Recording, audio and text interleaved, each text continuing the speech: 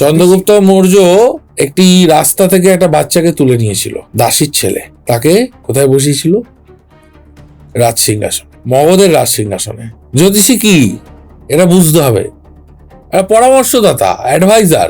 জ্যোতিষী এরকম রাজা বানিয়ে দিতে পারে, বানাতে পারে। দেখো, আমি তোমাকে আবার বলছি, আমার জ্ঞান, আমার চেতনা, আমার ক্ষমতা এবং আমার আত্মবিশ্বাস এবং উচ্চাকাঙ্ক্ষা আমাকে যে কোনো জায়গায় পৌঁছাতে পারে, একটা সাধারণ মানুষকে পৌঁছাতে পারে। এবার এই পৌঁছানোর পথে অনেক বাধা আছে। আমি কোন রাস্তায় হাঁটবো, কোন রাস্তায় গেলে আমি হোঁচট খাবো না, কোন রাস্তায় গেলে আমি সাকসেসটা পাবো, কোন পথে হাঁটলে আমি মন্ত্রী হতে পারবো। শত্রু আমার মিত্র, এটা একটা নীতি আছে। তো এই নীতিটা তো চাণক্য অ্যাপ্লাই করেছিল। শাস্ত্র এবং শস্ত্র দুই শিক্ষায় চন্দ্রগুপ্ত মৌর্যকে তিনি তৈরি করেছিলেন। তাহলে জ্ঞান লাগবে, শস্ত্র শিক্ষা লাগবে, কূটনীতি লাগবে। আর অ্যাস্ট্রোলজার শুধু সাপোর্টটা দেয়। মাঙ্গলিক দোষ আর কালসর্প দোষ সত্যি কি ভয় সঞ্চার করে? জ্যোতিষ শাস্ত্রে দোষ বলে কিছু নেই, যা আছে সেগুলো হচ্ছে গ্রহর যোগ বা সংযোগ। তো মাঙ্গলিক, কালসর্প এই দুটো খুব কমন ফ্যাক্টর। শুনলেই ভাবে মাঙ্গলিক মানে বিয়ে ভেঙে যাবে, কালসর্প মানে জীবন শেষ। আবার কালসর্প মানে কিছু মূর্খ বলতে আমার বিবেকে বাঁধলো না, এবং বলছি তারা মূর্খ জ্যোতিষী যারা কালসর্পকে সাপের সাথে তুলনা করে। সর্প কথার অর্থ সূর্যের কিরণ, সর্প কথার অর্থ সাপ নয়। আচ্ছা, বাংলায় সর্প অর্থে সাপ। কাল মানে কে? কাল হচ্ছে শনি, এবং সেই কালকে নিয়ন্ত্রণ করছে রাহু। তাই কালের ভূমিকায় থাকবে রাহু। আর সর্প মানে সূর্যের কিরণ। আচ্ছা, আমরা দেখি এই যে মাঙ্গলিক কাটানোর জন্য গাছের সাথে বিয়ে দেয় বা কিছু, এগুলোতে কি কাজ হয়? ননসেন্স যারা দেয়, হয় না ভাই। আমি মানুষ হয়ে জন্মেছি, আমার বিবাহ তো একটা মানুষের সঙ্গে করা উচিত। মানে বিয়ের আগে আমরা দেখেছি বিভিন্ন গাছের সাথে কিংবা শিবলিঙ্গের সাথে অনেক সময় দেখেছি। ঈশ্বরের সাথে মানুষের বিবাহ হয় না। ন্যূনতম বোধ বুদ্ধি সেন্স থাকলে এইসব জিনিস মানে হলো কুসংস্কার।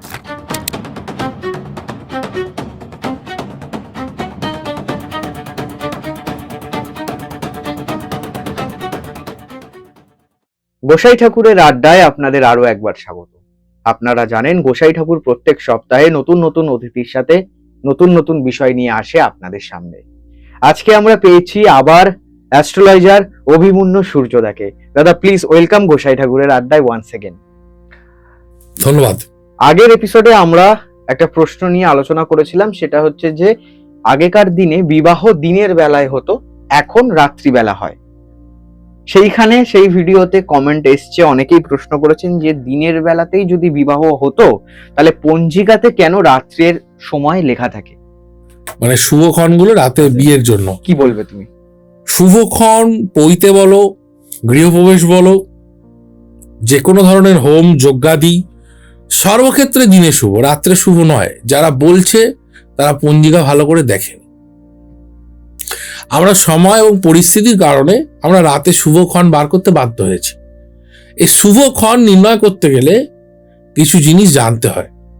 পঞ্চাঙ্গটাকে বুঝতে হবে, আচ্ছা, নক্ষত্রটাকে বুঝতে হবে, ক্ষণটাকে বুঝতে হবে, যোগকে বুঝতে হবে, করণকে বুঝতে হবে, রাহুকালকে বাদ দিতে হবে।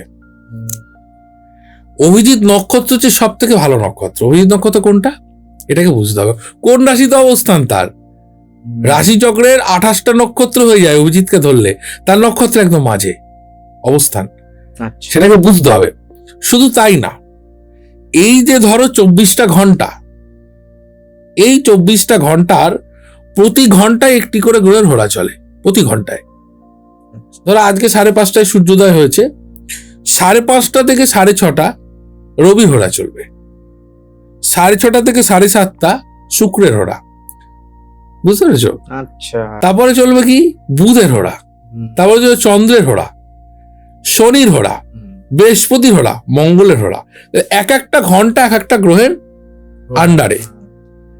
তো এইভাবে যদি তুমি দেখো, রবি, শুক্র, বুধ, চন্দ্র, শনি, বৃহস্পতি, মঙ্গল, আবার এই ওয়াইজ করলে তুমি যখনই 24টা দণ্ড পার হবে দেখবে শেষ হচ্ছে কোথায়?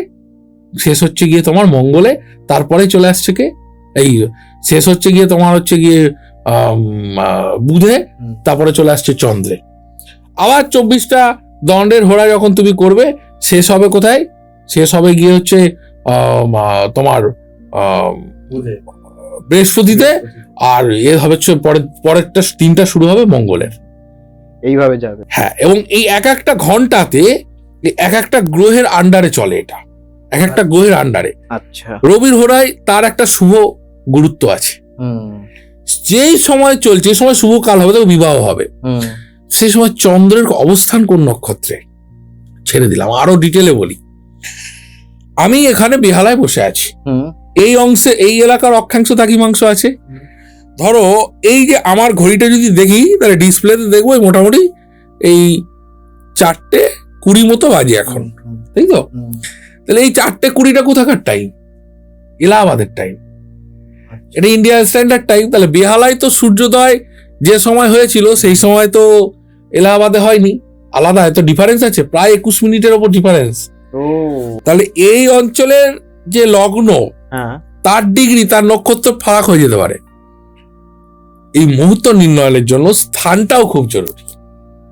আচ্ছা, ক্ষণ নির্ণয়ের জন্য স্থানটাও খুব জরুরি, চন্দ্রের নক্ষত্রটা জরুরি, যোগটা জরুরি। এবং শাস্ত্র বলছে যখন দিন শুরু হচ্ছে সেই সময় থেকে প্রথম 6 ঘন্টা সব থেকে শুভ, সব থেকে শুভ। তারপরটা কিন্তু রাহুকাল হয়, রাহুকালটাকে কিন্তু এড়িয়ে যেতে হবে আমাদের। আবার রাতের যদি তোমাকে মুহূর্ত বিচার করতে হয়, তাহলে শনি মঙ্গলবারে সূর্যাস্তের পরে অশুভ সময়, শনি মঙ্গল। হ্যাঁ, সূর্যকে ধরে গণনা, একটি পঞ্জিকাও তো আছে, আমি কারো প্রমোট করছি না। সূর্য সিদ্ধান্ত, সূর্য কেন্দ্রিক উপাসনা, সূর্যা লোকে উপাসনা, সূর্য সাক্ষীতে বিবাহ।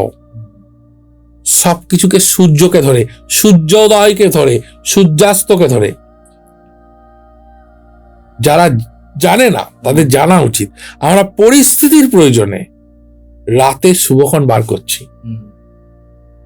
আচ্ছা, এখানে তুমি একটা কথা বললে, সেটা আমার জানতে ইচ্ছা করছে। যে তুমি বললে যে বেহালায় একটা নির্দিষ্ট টাইমে সূর্যোদয় হয়, কিন্তু পঞ্জিকাতে তো লেখা থাকে যে আজকের দিনে এই এত টাইমে সূর্যোদয়, এত টাইমে সূর্যাস্ত। ওইটা কি হিসাবে লেখা থাকে? ইন্ডিয়ান স্ট্যান্ডার্ড টাইম হিসাবে লেখে অনেক পঞ্জিকা, আইএসটি, এলএমটি কোথাও লেখে না তো। ও, এটা Indian standard time, local mean time না। মানে একটা গড় ধরে ওই এলাহাবাদকে ধরে, মানে এলাহাবাদের টাইমটা গোটা ইন্ডিয়া আমরা ফলো করি, এটা ইন্ডিয়ান স্ট্যান্ডার্ড টাইম। আচ্ছা, এলাহাবাদে যে সময় সূর্যোদয় হচ্ছে কলকাতায় তো হচ্ছে না, তামিলনাড়ুতে হচ্ছে না, তো অনেকটা ডিফারেন্স তৈরি হয়ে যায়। তুমি যদি কখনো পাঞ্জাবে যাও, দেখবে ওদের সূর্যাস্তটা অনেক দেরি করে হয়। হরিয়ানাতে যাও, অমৃতসরে যাও, দেখবে সূর্যাস্ত দেরি করে হয়, আর 7:30 8টার সময় সূর্যাস্ত হয়। খেয়াল করে দেখেছো? পাহাড়েও ক্ষেত্রে সেম জিনিস, পাহাড়েও সূর্যোদয় সূর্যাস্ত পৃথিবীর স্বাভাবিক ব্যাপার, তো এটাই তো স্বাভাবিক। এবং আমাদের এই বৈদিক জ্যোতিষ, সনাতনী জ্যোতিষ এতটা অ্যাকুরেট, ওয়েস্টার্নরা ফলো করে 12টা পেরিয়ে গেলে 12টা একে একটা দিন শুরু হয়, আমরা তা মানি না। আমরা বলছি আজকে সূর্যোদয় যদি 5:57 হয়, তাহলে আজকে 5:57 দিন শুরু, কালকে একটু ফারাক হয়ে গেল 5:59 হয়ে গেল, কালকে 5:59 দিন শুরু। প্রতিদিন 12 ঘন্টা দিন 12 ঘন্টা রাত হয় নাকি? আমরা যে সিস্টেমটা ফলো করছি, জন্মদিন হচ্ছে কখন? রাত্রি 12টা পেরিয়ে যাচ্ছে, 12টা একে আমরা কেক কাটছি। আমি এই প্রশ্নটা তোমাকে এক্ষুনি করতে, আদৌ কি 12টা একে ওই দিনটা পড়ে গেল? ঠিক ঠিক। আমরা সনাতনী বৈদিক জ্যোতিষ অ্যাকুরেট ছিলাম, আমরা জন্মদিনের পালন করেছি আমরা দিনের বেলায়। আমি এই প্রশ্নটা একদম করতে, আমার মুখের কথাটা কেড়ে নিলাম। আমি এই প্রশ্নটাই তোমাকে একদমই তাই। এই যে নিউ ইয়ার সেলিব্রেশন হচ্ছে 1 জানুয়ারি, এই বর্ষ গণনাটাই তো ভুল। এখন নববর্ষ হয় 22 মার্চ, 21 মার্চ কিংবা 22 মার্চ, এটা সূর্যোদয়ের কিছু বিষয় আছে, এই জন্য এই দুটো দিন বললাম। আচ্ছা, তো বুঝতে হবে এ গাণিতিক বিষয়, জ্যোতির্বিজ্ঞান নির্ভর, সায়েন্স নির্ভর। বরং পশ্চিমীরা যেটা ফলো করছে ওটা সায়েন্টিফিক নয়, আমরা যেটা ফলো করছি সেটা গাণিতিক, সায়েন্টিফিক, অ্যাস্ট্রোনমি নির্ভর। এই যে আমি যে তোমাকে ঘোড়ার কথাটা বললাম, এই ঘোড়াটাকে কাটতে পারলো না কেন? এটাকেই কেন কপি করলো? কেন সানডের পরে মন্ডে আসে, তারপরে কেন টুইসডে আসে, তারপরে কেন ওয়েডনেসডে আসে, ফ্রাইডে কেন আসে না? এ ঘোড়ার জন্য। আচ্ছা, এই যে বললাম তোমাকে, রবির পরে কি শুক্রের ঘোড়া, শুক্রের পরে কি বুধের ঘোড়া, তারপরে চন্দ্রের ঘোড়া, তারপর হচ্ছে শনির ঘোড়া, তারপর বৃহস্পতির ঘোড়া, তারপর মঙ্গলের ঘোড়া। এই ওয়াইজ যদি তুমি গণনা করো 24টা ঘন্টাকে ধরে, তাহলে যেখানে শেষ ঘন্টাটা শেষ হবে সেটাতে কি দেখা যাবে, যেখানে শেষ হচ্ছে পরের দিনের সূর্যোদয় শুরু হবে চন্দ্রের ঘোড়া। তাহলে রবির পরে সেই কারণে সোমবার, তারপরের দিন যখন শেষ হবে শুরু হবে কি মঙ্গলের ঘোড়া, এ কারণে সোমের পরে মঙ্গল, তারপরের দিন শুরু হবে বুধের ঘোড়া সূর্যোদয়ের পরে, সে কারণে মঙ্গল পরে বুধ, তারপরের দিন শুরু হবে বৃহস্পতির ঘোড়ায়, ওই জন্য বুধের পরে বৃহস্পতি। ওকে, সাইন্টিফিক জ্যোতির্বিজ্ঞান নির্ভর আমাদের শাস্ত্রটা। এবং এই যে পঞ্চাঙ্গ নিয়ে আজকে একটু কথা বলি, যদিও টপিক ছেড়ে বেরিয়ে যাচ্ছি। দেখো, পঞ্চাঙ্গ মত বলছে যদি সূর্যোদয় না পায় তাহলে সেটা তিথিও ধরা হবে না। এখন সরস্বতী পুজো, লোকে বলছে বসন্ত পঞ্চমী। এবার দেখা গেল পঞ্চমী পঞ্জিকায় লেখা আছে, পঞ্চমী লাগছে 8:20 সকালবেলা। ভালো করে বোঝো, সূর্যোদয় পেল না তো, চতুর্থী হলো তো। আমরা যারা এইসব নিয়ে একটু করি আমরা জানি এই ব্যাপারটা। সূর্যোদয় পেল না, চতুর্থী হলো, তাহলে ওই দিনকে পুজো হবে না। ঠিক, পরের দিন দেখা গেল 3 ঘন্টা আছে, কথার কথা তিথি আছে 3 ঘন্টা, কিন্তু সূর্যোদয় পেয়ে গেল, ওই দিনটাকে পঞ্চমী ধরে পুজো করতে হবে। ঠিক ঠিক ঠিক, একদম একদম। এই যে পঞ্চাঙ্গ বিষয়টা, এটা তো সাইন্টিফিক। সূর্যোদয় না পেলে দিন শুরু হয় কি করে? আমরা তো সূর্যের আন্ডারে, সৌরবর্ষের আন্ডারে আমরা চলছি। 365 দিন আমরা যে বছর গণনা করছি, এ কার বছর? সূর্য বছর তো। এবং মৃত্যুর ক্ষেত্রে এটাও হয়, মানে এটাই হয় যে 12টার পরে মারা গেলেও আগের দিনই ধরা হবে, একদমই তাই। কিন্তু এখন যেহেতু আমরা সবকিছুতে পশ্চিমী ছোঁয়া, আমাদের যে ফোনটা আছে তার অ্যাপেও সেই পশ্চিমী সেট আপ করা আছে, এই কারণে আমাদের এখন 12টা 1-এ মনে হয় দিন শুরু করতে হচ্ছে। এটা অ্যাকুরেট নয়, আমরাই অ্যাকুরেট, ওরা অ্যাকুরেট নয়। আচ্ছা, আগের দিন আরো একটা প্রশ্ন তোমাকে আমি করেছিলাম যে জ্যোতিষী কাউকে রাজা বানিয়ে দিতে পারে কিনা। তুমি তো বলেছিলে যে জ্যোতিষী রাজা বানিয়ে দিতে পারে। চন্দ্রগুপ্ত মৌর্য একটি রাস্তা থেকে একটা বাচ্চাকে তুলে নিয়েছিল, দাসীর ছেলে, তাকে কোথায় বসিয়েছিল? রাজ সিংহাসনে, মগধের রাজ সিংহাসনে, তাই তো? পারে না। জ্যোতিষী কি এটা বুঝতে হবে, পরামর্শদাতা, অ্যাডভাইজার। সেই ব্যক্তি, তোমার যারা যারা বড় বড় নেতা, মন্ত্রী, রাজা, তাদের প্রত্যেকের অ্যাডভাইজার আছে, প্রত্যেকের পরামর্শদাতা আছে।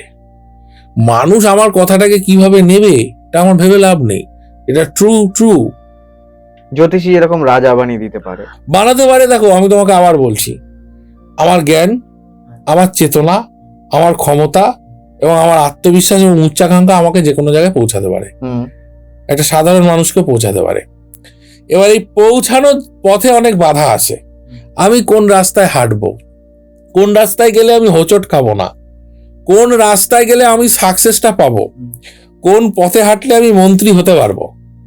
শত্রু আমার মিত্র, এটা একটা নীতি আছে। তো এই নীতিটা তো চাণক্য অ্যাপ্লাই করেছিল।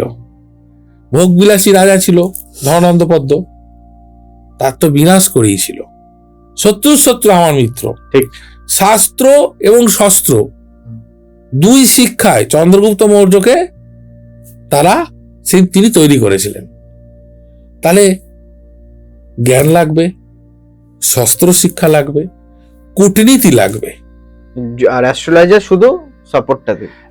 এই অ্যাস্ট্রোলজার হচ্ছে কূটনৈতিক জ্ঞান দেবে, কৌশলের জ্ঞান দেবে, নলেজ দেবে। রাজার মন্ত্রী, রাজার সভাসদরা, এদের উপর নির্ভর করে রাজার সাকসেস। তারা ঠিক কিনা, এটাই তো মেন, সেই জায়গাটাই তো উপরে নির্ভর করে তার রাজত্ব। আচ্ছা, রাজা তো হলো, অ্যাস্ট্রোলজাররা কাউকে অ্যাডভাইস দিতে ভিখারি বানিয়ে দিতে পারে? হ্যাঁ, পারে তো। মানে একদম পথে প্রচুর লোককে বসিয়েছে, প্রচুর অ্যাস্ট্রোলজার। আমার কাছে একটি লোক এসেছিলেন, আমার এখনো মনে আছে, কন্যা লগ্ন, রক্তপ্রবাল পরিয়ে দিয়েছে, এত মারামারি করেছে নিজের ভাইয়ের সাথে, কোর্ট কাছারি কেসে জড়িয়ে তার মামলা মোকদ্দমায় তার টানাটানি, চাকরি নিয়ে টানাটানি, এমন জায়গায় চলে গেছে। অ্যাডভাইস অ্যাস্ট্রোলজার দিয়েছে, কন্যা লগ্নকে পলা পড়িয়ে দিয়েছে। বহু অ্যাস্ট্রোলজার, আমি আবার অন স্ক্রিন বলছি, বহু অ্যাস্ট্রোলজার প্রচুর ভিডিওই বলছে পলা মুক্ত সবাই পড়তে পারে। এটাই তো অ্যাস্ট্রোলজারদের বেসিক ভুল। আমি তো বলছি বৈদিক জ্যোতিষে কোনো রত্ন ব্যবহারের কোনো উল্লেখই নেই ভাই। আমি জ্যোতিষশাস্ত্রের জ্ঞানী হয়ে গেছি বলে আমি প্রতিকার দিতে জ্ঞানী হয়ে গেছি তা নয়, প্রতিকার সাবজেক্টটাই আলাদা। অ্যাস্ট্রোলজারে ভুল প্রতিকার মানুষকে পথে বসাচ্ছে তো দিনের পর দিন। তাহলে এই যে ভুল যে গণনা হচ্ছে এর দায় কার? ভুল গণনা শুধু না, এর দায় মানুষের। হ্যাঁ, ভালো অ্যাস্ট্রোলজারকে মানুষ পছন্দ করে না তো। আমি স্ট্রেট কাট বলছি। মানুষ কি করে বুঝবে কে ভালো? দেখো, মানুষের বোঝা, মানুষের বুদ্ধি বিবেক এটা তার নিজের হাতে। কিন্তু তুমি একটা মানুষকে দেখবে নিম পাতা খেতে বলবে, সে নিম পাতা খাবে না। তুমি তাকে একটু ভালো স্পাইসি খাবার দাও, স্পাইসি খাবে, ওটা হার্মফুল হলেও খাবে। এটা অভ্যস্ত মানুষ, এবং যারা হার্মফুল খেতে অভ্যস্ত তারা ঠকবে। সবাই ঠকছে না তো। আর যদি সবাই ঠকে, তাহলে এত বড় অ্যাস্ট্রোলজি ইন্ডাস্ট্রি 2,50,000 কোটি টাকা প্রত্যেক বছরে শুধু ওয়েস্ট বেঙ্গলে অ্যাস্ট্রোলজি ইন্ডাস্ট্রি থেকে আজকে আসছে, এমনি আসছে। শুধু ঠকের পিছনে মানুষ খরচ করছে এত টাকা, কি মনে হয়? না, সবাই তো নয়, এটা ন্যাচারালি প্রচুর মানুষ উপকার পাচ্ছে। যারা নিম পাতা খেতে রাজি তারা উপকার পাচ্ছে। এটার কি কোনো মানে বোঝার এই আছে, মানে বোঝা যায় কে ভালো? এটা আমি আমার ব্যক্তিগত জীবনে উপলব্ধি করে দেখেছি, বোঝার উপায় নেই, কঠিন, খুব কঠিন। মানে বোঝা যায় না, এ বোঝা যাবেই না, এ বোঝা খুব মুশকিল, ভীষণ মুশকিল। এবার এটা আমি দেখেছি মানুষের বিচক্ষণতার উপর নির্ভর করে। এবং তোমাকে একটা কথা বলি, জ্যোতিষীর কাছে আসতে গেলে, স্কুলে যেতে গেলে, কোনো বিদ্যা শিখতে গেলে মনকে পরিষ্কার হতে হয়। পরিষ্কার মন। কারণ তুমি দেখবে পরিষ্কার জলে প্রতিচ্ছবি ফোটে, নোংরা মনে প্রতিচ্ছবি ফোটে না। মানুষ যারা জ্যোতিষীর কাছে যাচ্ছে তাদের মন কতটা পরিষ্কার এটাও তো জরুরি। মন পরিষ্কার না হলে ভালো জিনিসটা প্রতিচ্ছবি ফুটবে কি করে? অনেকেই বিশ্বাসের সাথে আসে না। বিশ্বাসের সাথে আসে না। বিশ্বাস করতে হবে। বিশ্বাস করলে হয় তুমি ঠকবে, নয় তুমি শিখবে, নয় তুমি কিছু পাবে। ঠিক, এটা হচ্ছে বিষয়। আচ্ছা, এই যে তুমি বললে যে ভুল রত্ন দিয়ে দিয়েছিল, এই যে আমরা রত্ন পড়ি, এর কি নির্দিষ্ট কোনো সময় আছে? মানে কোনো টাইম টু টাইমের মধ্যে এটা পড়তে হবে, বা এত দিনের জন্য এটা পড়তে হবে? তোমরা তো ভিডিও পোস্ট করো, ক্ষণ নিয়ে যখন বললে এটা দারুণ কথা বলি। আমি একজন অ্যাস্ট্রোলজারকে চিনি, একদিন তার সাথে কথা হচ্ছিল, মহিলা অ্যাস্ট্রোলজার। আমি দেখলাম তিনি একটা বিশেষ টাইমে ভিডিওটা পোস্ট করে, এবং সেই টাইমটা কিন্তু সোশ্যাল মিডিয়ার ওই যে টাইমে মানুষ বেশি অন থাকে ওর মধ্যে পড়ে না। আমি দেখেছি সেই মহিলা অ্যাস্ট্রোলজারের ভিডিও কিন্তু মিলিয়ন সাবস্ক্রাইব মানে ভিউয়ার চলে আসে। এটা হচ্ছে মুহূর্তের খেলা, সময়ের খেলা। আচ্ছা, মুহূর্তটা কার চলছে, সময়টা কি চলছে, এটা খুব ইম্পর্টেন্ট। এই জন্য তো পঞ্জিকায় অমৃত যোগটা দেখতে হয়। এবার যারা ধরো জ্যোতিষী জানে না তারা পঞ্জিকা দেখে শুভ সময় বার করলো, আর আমরা যারা জ্যোতিষী জানি তারা আরো সূক্ষ্মভাবে 10 মিনিট বার করে নেবো ওর মাঝখান থেকে। সময়ের গুরুত্ব তো ভীষণ আছে, সময়ের গুরুত্ব বিরাট। যদি 1 সেকেন্ডের জন্য সূর্য মহাবিশ্বে তার ক্রিয়া বন্ধ করে দেয়, এই 1 সেকেন্ডের মধ্যে আমি তুমি মারা যেতে পারি, 1টা সেকেন্ডের মধ্যে। কারণ তার মাধ্যাকর্ষণ শক্তি কি করেছে, আমাদের ধরে রেখেছে। তো তাহলে 1 সেকেন্ডের মধ্যে পৃথিবী ফেটে চৌচির হয়ে যাবে। আর 1 মিনিটের জন্য যদি কাজ বন্ধ করে দেয়, গোটা সৌরজগতের যত গ্রহ আছে তাদের শরীরের অংশ, মানে গ্রহগুলো যা নিয়ে তৈরি, লক্ষ লক্ষ কোটি কোটি খণ্ডে খণ্ডিত হয়ে মহাবিশ্বে ছিটকে দৌড়ে বেড়াবে। তাহলে 1 মিনিট আর 1 সেকেন্ডের সত্যি এতটা গুরুত্ব আছে। আচ্ছা, আর একটা জিনিস, সেটা এই যে তুমি এত ডিটেলসে কথা বলছো, আমি জানি তুমি এত ডিটেলসেই অ্যাস্ট্রোলজি শেখাও। এই বিষয়টা নিয়ে যদি গোচাই ঠাকুরের আড্ডার দর্শকদের তুমি একটু বলো, তোমার কাছে শিখতে গেলে অ্যাস্ট্রোলজি তার কি কি ক্রাইটেরিয়া আছে? আমার কাছে শিখতে গেলে ফার্স্ট ক্রাইটেরিয়া হচ্ছে অন্য কোথাও জ্যোতিষ শিখে আমার কাছে শিখতে আসা যাবে না। প্রতিচ্ছবি ফুটতে গেলে পরিষ্কার জল লাগে, আমি শেখাইও না। এটা আমার কথা না, পরাশর মুনির কথা। বড় বড় যারা জ্যোতিষীয় পণ্ডিত ব্যক্তি আছেন, আমার যিনি গুরুজি ছিলেন তিনিও আমাকে বলতেন যে এই শাস্ত্রের জ্ঞান পরশিষ্য সৎ ব্যক্তি, তাদের যদি দান করো, যে দুঃখ সৃষ্টি হবে তা প্রচুর কষ্টদায়ক। কেন, যারা নতুন একদম শিখতে চাইছেন তাদের জন্য এই শাস্ত্র। আর যে অন্য গুরুকে ছেড়ে আমার কাছে আসবে, তাকে এই কারণেই শেখাবো না, সে তার নিজের গুরুকে সম্মান করতে পারেনি, তাকে আমি কেন শেখাবো? আমি নিশ্চয়ই মাস্টার মানে ভিজিট নিয়ে শেখাচ্ছি, যাই করছি, তবুও এটা গুরু শিষ্যের একটা বিষয় থাকে। এখানে একটু হলেও দীক্ষা, শাস্ত্রীয় বিধান মানার বিষয় থাকে। আমি একটু বিধান মেনে শেখাই, একটু আধুনিকতা থেকে সরে এসে সেই প্রাচীন পদ্ধতিতে শেখানোর চেষ্টা করি, যে পদ্ধতিতে আমরা শিখেছি। এবং এই শাস্ত্রটা অনেক সরল, এর গাণিতিক বিষয়গুলো অনেক সরল, আমরা দেখি না খুঁজে, একটু আলোচনা করলে দেখবে কত সুন্দর ক্লিয়ার করে বোঝাতে পারলাম আজকে। এই আমরা ঘন্টা নিয়ে কত সুন্দর পঞ্চাঙ্গ এইভাবে যদি একটা ক্লাসে আমি আলোচনা করি আমার কোনো ছাত্রের সঙ্গে, তাকে যদি এই জিনিসটা মনের ডিসপ্লেতে তাকে ফুটিয়ে দিতে পারি, তার কাছে তো পরিষ্কার হয়ে যাবে না।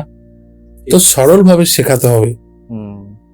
আচ্ছা, এই যে স্ক্রিনে নাম্বারটা যাচ্ছে, এই নাম্বারে যোগাযোগ করার কি কোনো নির্দিষ্ট টাইম আছে? হোয়াটসঅ্যাপে এনি টাইম আমাকে যে কেউ পিং করবে, একটা হাই পিং করলে আমি ডিটেল পাঠিয়ে দেবো যে কিভাবে যোগাযোগ করতে পারে, কোথায় আসতে পারে একদম। আর ফোন যদি করে সকাল 10টা থেকে মোটামুটি রাত্রির 12টা অবধি আমি যতক্ষণ অ্যাভেলেবেল থাকি, আমি বা আমার অফিসের নিশ্চয়ই কথা বলে নেবে। নিশ্চয়ই। আচ্ছা, আর একটা বিষয়, সেটা হচ্ছে যে আমি ব্যক্তিগতভাবে জানি, যেহেতু তোমার সাথে আমার ব্যক্তিগত স্তরে একটা সম্পর্ক আছে, সেটা হচ্ছে যে আমি জানি না তুমি এটার অ্যান্সার দেবে কিনা, আমি উইথ ইওর পারমিশনই প্রশ্নটা করছি। সেটা হচ্ছে যে আমি তোমাকে দেখেছি তুমি নানান রকম চ্যারিটি ওয়ার্ক করো, হঠাৎ চ্যারিটি ওয়ার্ক করো কেন? মানে কেন মনে হয় যে চ্যারিটি ওয়ার্ক করি? বলতে গেলে দেখো, মনের ভালো লাগার জন্য করি। এবার এখানে পডকাস্ট এপিসোডে এসে আমি দানের কথা খুব বেশি আর বলবো না। আমি প্রত্যেকটা মানুষকে একটা কথা বলবো শুধু ক্যামেরাতে, এই সমাজে আমরা মানুষ হয়ে জন্মেছি। সবার আগে এই সমাজে যদি কোনো নিপীড়িত মানুষ থাকে, সমস্যায় মানুষ থাকে, আপনি তাকে উপকার করুন। এতে শনিদেবের অসম্ভব কৃপা লাভ করা যায়। অসম্ভব কৃপা। মানুষকে তুমি সাহায্য করো। তুমি আজকে কাউকে সাহায্য করছো, কালকে তুমি বিপদে বললে সে তোমাকে সাহায্য করবে। এটাই পৃথিবীর সিস্টেম, এটাই শনির তৈরি করা নিয়ম। এ কারণে শনি কাল। আজ তুমি কাউকে যদি আঘাত করো, সে দুর্বল, কাল কিন্তু তোমাকে সে সবল হয়ে আঘাতটা ফিরিয়ে দেবে। এটা কিন্তু লিখন। তো আজকেও কষ্ট পাচ্ছে, তোমার কাছে অপশন আছে যে তুমি সেই মানুষটার পাশে দাঁড়াও, হেল্প করো। একটা ক্ষুধার্ত মানুষকে খাবার তুলে দাও, একটা বস্ত্রহীন মানুষকে বস্ত্র তুলে দাও, একটা অসুস্থ রোগীকে ওষুধ তুলে দাও। নিশ্চিত দেখবে তোমার কৃপা হবেই, ভালো হবেই। এবং আমি ব্যক্তিগত স্তরে মনে করি দানের থেকে পবিত্র কিছু হয় না। এবং জ্যোতিষশাস্ত্রে কেতু যদি কারোর খারাপ থাকে, বহু ক্ষেত্রে আমরা দেখেছি কেতুর কিছু অবস্থানজনিত কারণে মানুষের মানসিক সমস্যা হয়। সেন্ট্রাল নার্ভাস সিস্টেমকে কেতু দেখে। এই সব ক্ষেত্রেও শাস্ত্রের বিধান তপস্যা এবং দান।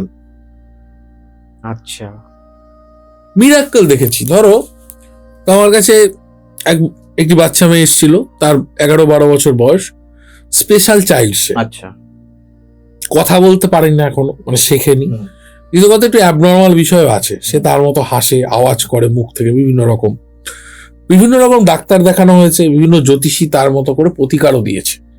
বাচ্চাটা পুরোপুরি ঠিক হয়নি, সুস্থ হয়নি, স্বাভাবিক হয়নি, স্কুলে ভর্তি হতে পারেনি, বাবা মার অস্বাভাবিক কষ্ট।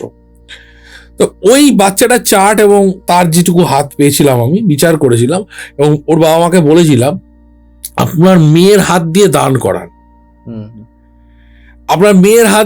করান, একটি বিধান দিয়েছিলাম যে মেয়েকে অভ্যাস করান প্রত্যেকদিন দিনে 3 বার প্রার্থনা করতে হবে। এবার সে তো কথা বলতে পারে না, সে তো কিছু বুঝতে পারে না, হাসে। বাবা মাকে বলেছিলাম করতে, মেয়ে যেন প্রত্যেকদিন দেখে। 1 বছর টানা করার পরে মেয়ে অভ্যাস ওটা করে ফেলেছে। তারা সকালবেলা ঘুম থেকে উঠে বাবা মা ওই কাজটা করতো, মেয়ে তার মতো খেলে বেড়াতো, দেখতে দেখতে দেখতে দেখতে মেয়েও সেই পদ্ধতিতে সেই মন্ত্র অজরং শরণং কেবলম এই মন্ত্র রেগুলার জপ করতো, 3 বেলা প্রার্থনা করতো। মেয়ে তো বলতে পারে না, কিন্তু বাবা মাকে দেখছে হাত জোর করে বসে আছে, সূর্য প্রণাম করছে, হাত জোর করে প্রত্যেক দিন প্রার্থনা করছে, মেয়েও বসে পড়তো ওর সামনে করতো। তো দেখবে একটা কুকুরও কষ্ট পেলে আকাশের দিকে তাকায়, তাকে কিন্তু কেউ শিখিয়ে দেয় না যে তুমি আকাশের দিকে কেন তাকাচ্ছ। এটা নেচারের মধ্যে যখন বাচ্চাটির জিনিসটা চলে এলো এবং ওর বাবা প্রচুর চেষ্টা করেছে মেয়ের জন্য, এখন কিন্তু মেয়েটা অনেকটা রিকভারি করেছে, অনেকটা 60%-এর উপর রিকভারি করেছে।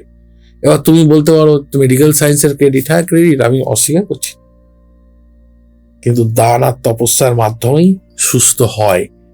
শাস্ত্রে এই বিধান আছে। কর্মফল যেটাকে আমরা বলছি, তাহলে ভালো কর্ম করলে তার একটা ফল আছে, অবশ্যই আছে। ঠিক। আচ্ছা, এই দোষ গুণ নিয়ে মানুষ ভীষণ ক্লান্ত। বারবার একটাই প্রশ্ন আমাদের কাছে আসে যে মাঙ্গলিক দোষ আর কালসর্প দোষ, এবং এটা নিয়ে অনেক স্ক্যাম ফ্রড চলছে চারিদিকে। মাঙ্গলিক দোষ আর কালসর্প দোষ সত্যি কি ভয় সঞ্চার করে? জ্যোতিষশাস্ত্রে দোষ বলে কিছু নেই। আচ্ছা। যা আছে সেগুলো হচ্ছে গ্রহর যোগ বা সংযোগ। আচ্ছা। তো মাঙ্গলিক কালসর্প এই দুটো খুব কমন ফ্যাক্টর। শুনলেই ভাবে মাঙ্গলিক মানে বিয়ে ভেঙে যাবে, কালসর্প মানে জীবন শেষ। আবার কালসর্প মানে কিছু মূর্খ বলতে আমার বিবেকে বাঁধলো না, এবং বলছি তারা মূর্খ জ্যোতিষী যারা কালসর্পকে সাপের সাথে তুলনা করে। সর্প কথার অর্থ সূর্যের কিরণ, সর্প কথার অর্থ সাপ নয়। আচ্ছা। বাংলায় সর্প অর্থে সাপ। কাল মানে কে? কাল হচ্ছে শনি, এবং সেই কালকে নিয়ন্ত্রণ করছে রাহু। তাই কালের ভূমিকায় থাকবে রাহু। আর সর্প মানে সূর্যের কিরণ। তাহলে কাল এবং সর্প, সূর্যের কিরণ আসতে যে কাল বাধা দিচ্ছে, সূর্যের কিরণ আসতে যে কাল বা যে ছায়া যেটা রাহু সে বাধা দিচ্ছে ওই ব্যক্তিকে, সেটাই কালসর্পযোগ। আচ্ছা। কালসর্পযোগটা খুব সহজে বোঝা যায়। যদি জন্ম ছকে 12টা ঘরের মধ্যে, আমি পূর্ব ভারতীয় ছকের কথা বলছি, দেখবেন পরপর 5টা ঘরে কোনো গ্রহ নেই, খুব সহজভাবে বলি, তাহলে কালসর্প। এটা আবার 12 প্রকার হয়। অনন্তলাক কালসর্প, বাসুকি কালসর্প, তোমার শেষনাগ কালসর্প, শঙ্খচূড় কালসর্প, পদ্মনাভ কালসর্প, এরকম 12 প্রকার কালসর্প হয়। এই 12 প্রকার কালসর্পে 12 প্রকার ফল। কালসর্প যোগ যদি কারোর থাকে, তার জীবনে আপস এন্ড ডাউনটা খুব মারাত্মক হয়। লগ্নে রাহু, সপ্তমে কেতুতে যদি কালসর্প হয়, সেটা হচ্ছে অনন্তনাগ কালসর্প। আচ্ছা।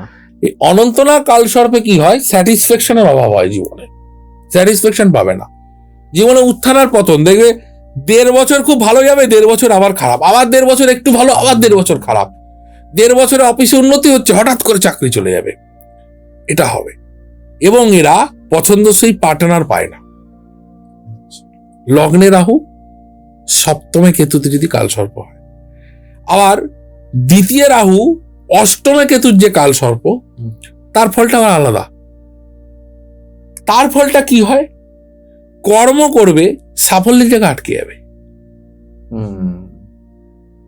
তো 12 প্রকার কালসর্পে 12 প্রকার সমস্যা।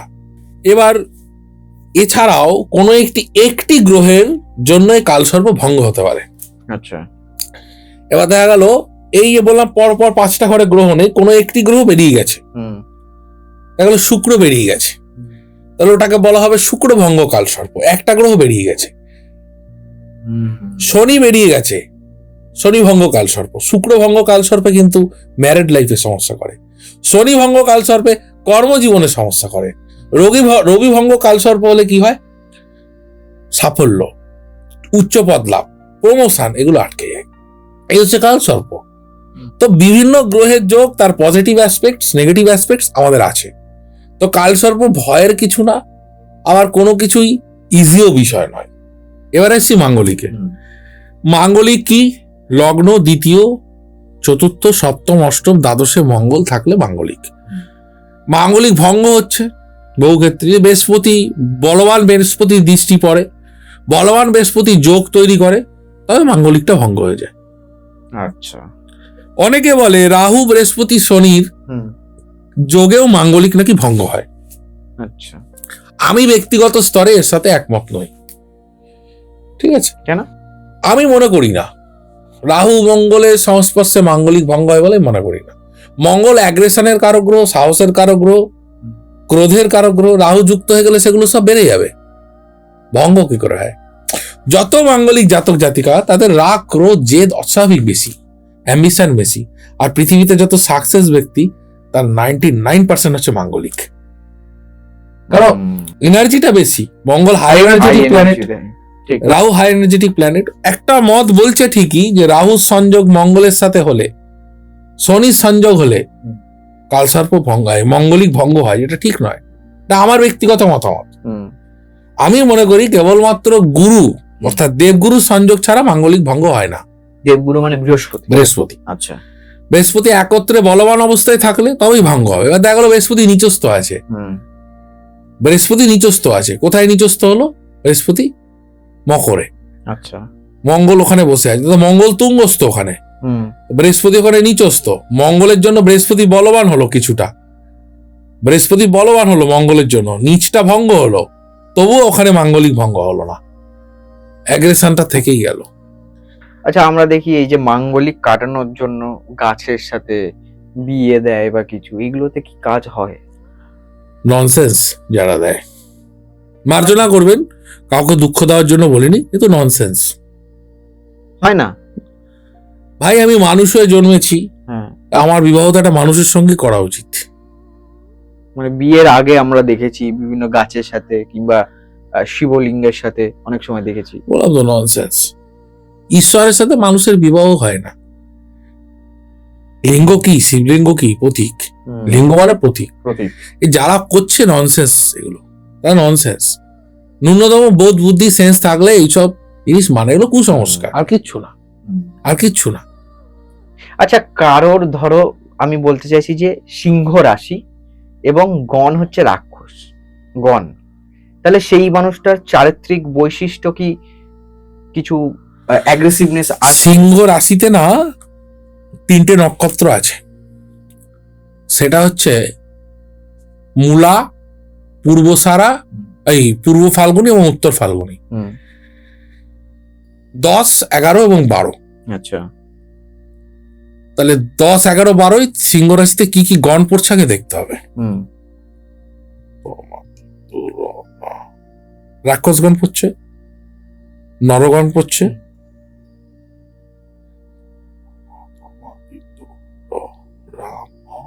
দেবগণ পড়ছে, 3টে গণই পড়ছে, 3টে নক্ষত্রে। তো রাক্ষসগণ যদি হয়, ধরো সিংহ রাশি মহা নক্ষত্রে জন্ম, মানে কেতুর নক্ষত্রে জন্ম, খুব ভালো। আচ্ছা, রাশির অধিপতিটাকে ভালো দরকার, তবে সে পজিটিভ গুণগুলো পাবে। রবিকে তার খুব বলবান হতে হবে, তারা অ্যাম্বিশন খুব তাদের হাই হবে। আর মহা নক্ষত্রের একটা আলাদা গুণ আছে, তুমি যতই তার সামনে ছলা কলা করো, এরা খুব তাড়াতাড়ি ধরে নিতে পারে। তুমি মিথ্যা কথা বলছো। এরা ছল বল কৌশলকে খুব ধরতে পারে, এবং এরা কিন্তু খুব স্পিরিচুয়ালি কানেক্ট হতে পারে। তো এদের ক্রোধ অত্যন্ত বেশি।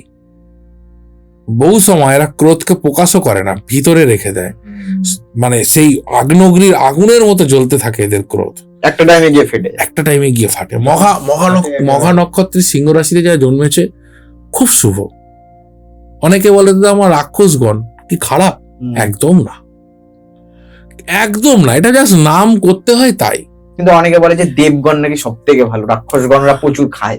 এইসব উল্টোপাল্টা কথাবার্তা, এগুলো অনেকটা দেখো নক্ষত্রকে ধরে গণ বিচার হয়। তো দেব সত্তা রাক্ষস সত্তা আমরাই ভেঙেছি সত্য রজ তম গুণ দিয়ে, ঠিক আছে? এই হচ্ছে বিষয়। রাক্ষসগণ হবে মানে তার মধ্যে শুধু তমগুণ থাকবে, এটা আমি ব্যক্তিগত জীবনে উপলব্ধি করিনি। আমি এটা দেখেছি দেবগণে জন্মেছে, মীন রাশি রেবতী নক্ষত্র, উচ্ছৃঙ্খল জীবনযাপন, লাখ লাখ পাবে, আবার জন্মেছে রাক্ষসগণে, সাত্ত্বিক জীবনযাপন, খুব ভালো। এই জিনিস যে ধারণা মানুষের, রাক্ষসগণ মানে খারাপ, দেবগণ মানে ভালো, এগুলো ঠিক না। গণের প্রয়োজনীয়তা কেন এলো, এর একটা কারণ আছে বিবাহের ক্ষেত্রে। যেমন গণে বিবাহ হচ্ছে সব থেকে ভালো, গণে, নরর সাথে নর, দেবের সাথে দেব, রাক্ষসের সাথে রাক্ষস। এই যে আমরা জোটক করি, জোটকে অ্যাকচুয়ালি জোটক বিচারটাও 30 ভাগ ঠিক, পুরোটা ঠিক না, এর দরকার লাগে না। কুষ্টি বিচারটা জরুরি। আচ্ছা, মানে জোটকের থেকে তুমি বলছো কুষ্টিটা বিচার। জোটক আমি মিলালাম, আজকে একটা অ্যাপ ডাউনলোড করলাম, পুট করলাম, দেখা গেল কি 36 গুণের মধ্যে দেখালো 27 গুণ মিলছে। বিয়ে করলো 4 দিনের মধ্যে আলাদা। কত দেখবে, আমার অনেক এরকম পরিচিত জায়গা আছে।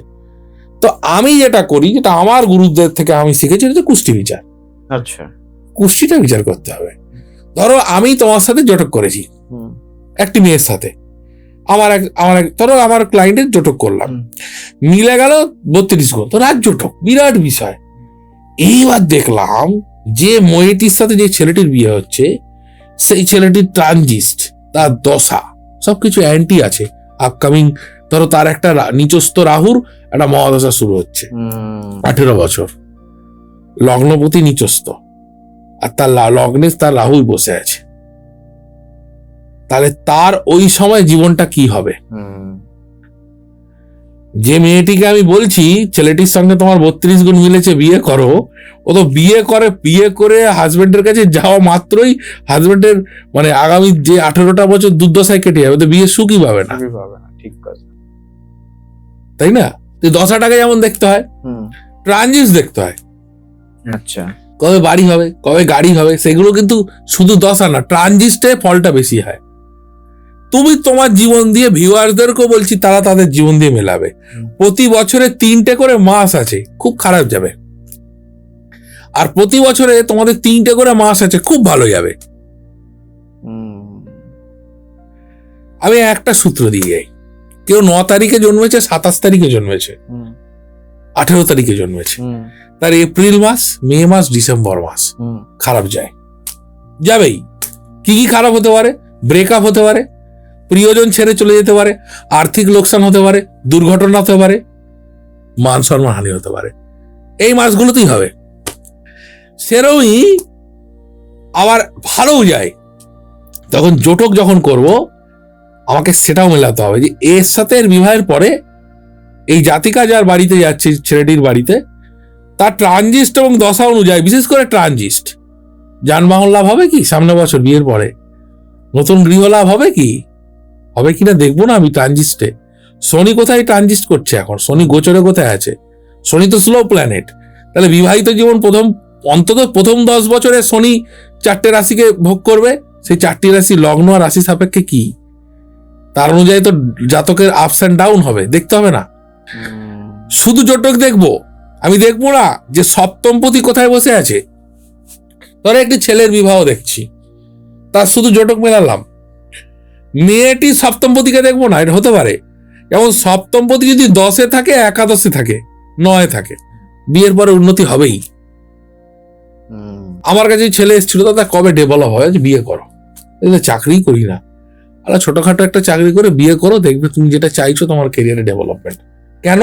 7-এর সাথে 10-এর কানেকশন, সপ্তমপতির সাথে 10-এর কানেকশন থাকলে বিয়ের পরে উন্নতি হবেই। তাহলে শুধু জোটক মিলিয়ে দিলাম আর বলে দিলাম বিয়ে করে দাও, তো ডিভোর্স তো হবে, কিছু করার নেই।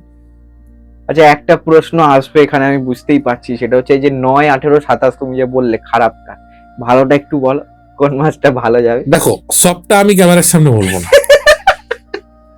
সবটা ক্যামেরার সামনে বলবো না, তার জন্য যেতে হবে, এর জন্য আসতে হবে, এই নাম্বারে যোগাযোগ করতে হবে একদম। আচ্ছা, আমাদের সময় একদম শেষের দিকে। শেষ করার আগে যে প্রশ্নটা তোমাকে আমি করব, সেটা হচ্ছে যে এই যে মানুষের চার্টে, জন্ম ছকে চরিত্রহীনতা বা পরকীয়ার যোগ কি থাকে? থাকে তো, মানে এটা চার্ট দেখে বোঝা যায়? বোঝা যায় তো, কেন বোঝা যাবে না, নিশ্চয়ই বোঝা যায়। কিন্তু কোনো জ্যোতিষীর কাছে ধরো কেউ গেল, সে তো অপ্রস্তুত হতে পারে এই বিষয়ে। না, আমরা বলি না এই বিষয়, বিবাহের সময় ক্ষেত্রে কিছু সময় দেখতেই হয়। বিবাহ যখন আমি কারোর দেবো, আমার কাছে কেউ আসছে সিদ্ধান্ত নিতে, তখন তো আমার বিষয়টা দেখতেই হবে। হাত এবং কুষ্ঠিতে একদম বোঝা যায়। মেয়েদের নারীদের ছকে চন্দ্র শুক্র কানেকশন, ব্যভিচারিণী করবেই। আচ্ছা, ঠিক আছে। শুক্র কিসের কারক গ্রহ? কামের কারক গ্রহ। এবং চন্দ্রের মধ্যে কামুকতা আছে, শুক্রের মতনই সৌন্দর্যবোধ আছে, রোম্যান্স আছে। এই গ্রহগুলো যদি পীড়িত হয়, কার দ্বারা?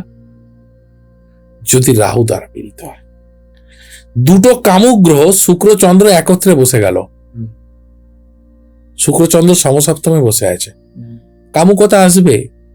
এদের কাছে প্রস্তাব আসলে, পছন্দের কেউ হয়ে গেলে, এরা নিজেদেরকে ধরে রাখতে পারবে না।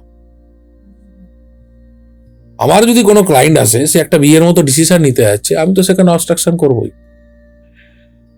আবার এরকমও এসছে, ছেলেটি মেয়েটি দুজনই প্রায় একই প্যাটার্নের, তখন আমাদের হ্যাঁ করতে হয়েছে। কারণ মানসিক প্রকৃতির মিল না হলে তো বিবাহতে আমি হ্যাঁ করতে পারি না। পুরুষদের ক্ষেত্রে যদি শুক্র রাহু কানেকশন করে, শুক্র মঙ্গলে অতিরিক্ত রোমান্টিক বিষয় বা নারীদের প্রতি একটু বেশি আসক্তি থাকে।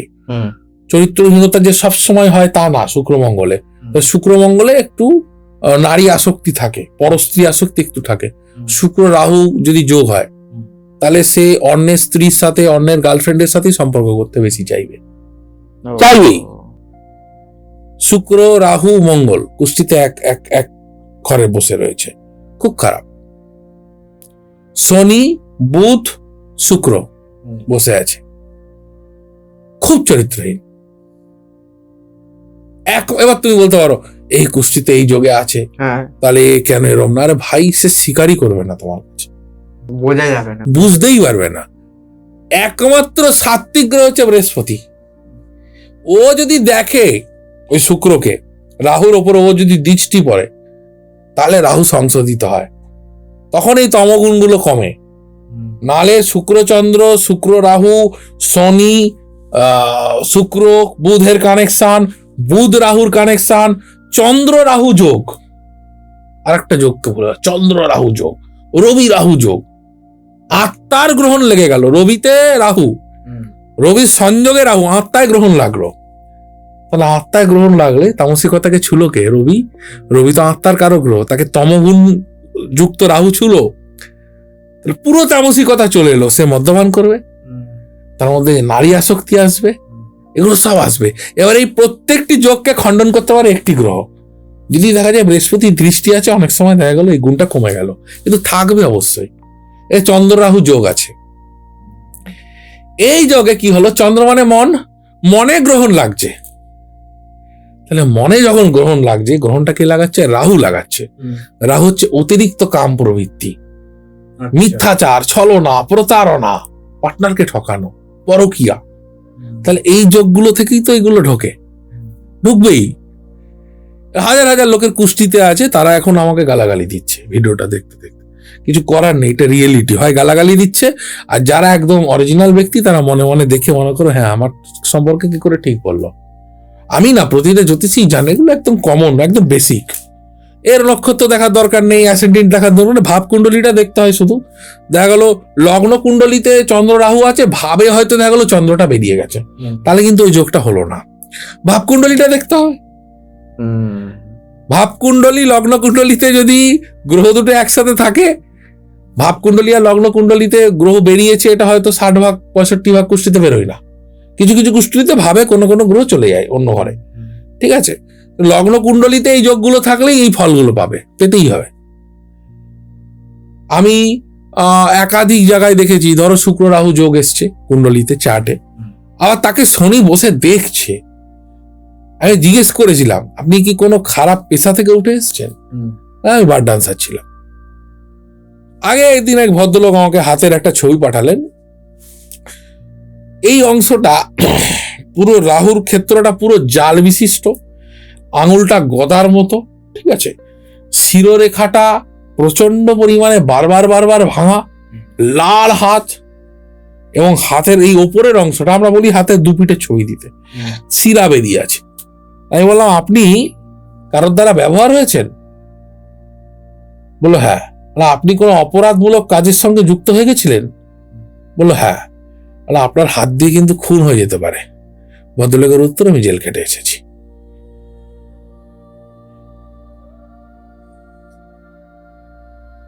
তো ক্রোধ আমাদের ক্ষতি করে, রাহু আমাদের অসামাজিক কাজে সহযোগিতা করে, এগুলোকে বুঝতে হবে।